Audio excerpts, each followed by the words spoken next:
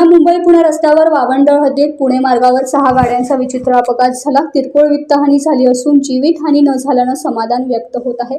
मात्र वाहतूक कोंडी झाली होती। पोलीस निरीक्षक सचिन पवार, पोलीस उपनिरीक्षक शिवाजी जुंधरे, पोलीस अंकुश पोळे, मनोहर पाटील, पोलीस गणेश हे घटनास्थळी दाखल होऊन तरी क्षतिग्रस्त गाड्या क्रेनच्या सहाय्याने दूर केल्याने सुमारे 2 तासांनी वाहतूक सुरळीत झाली।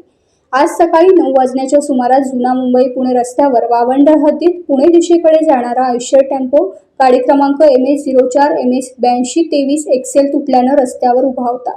त्याचा चालक हा गाडी मागे उभा राहून मागून येणाऱ्या गाड्यांना इशारा देत होता आणि गाडी बाजूने जाऊ द्या असा इशारा देत होता। त्यामुळे जोरदार गतीने येणाऱ्या गाड्या संथ गतीने येत असताना मुंबई सेंट्रल ते पैठण ही राज्य परिवहन महामंडळाची गाडी क्रमांक MS14 KX 5572 येऊन मागे उभी होती।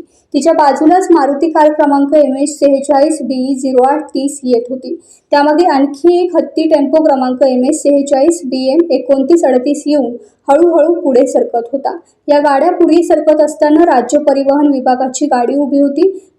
लगोलग टेम्पो क्रमांक MS46 BM 2938 येऊन छोट्या हत्तीच्या मागून पुढे सरकत असताना कंटेनर क्रमांक MS46 AF 4091 ला समोर ट्रॅफिक दिसत असताना त्याला इशारा करून देखील त्याचे गतीवरील नियंत्रण सुटले आणि त्याने ST आणि टेम्पोला एकत्र धडक दिली। त्यामुळे टेम्पोचे पुढे असलेले मारुती कार गाडी, छोटा हत्ती हे क्षतिग्रस्त झाले।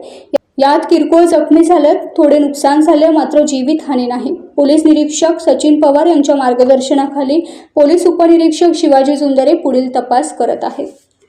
टाइम्स डिजिटलला लाईक करा, शेअर करा, सबस्क्राइब करा आणि बेल आयकॉन दाबायला विसरू नका। Times digital.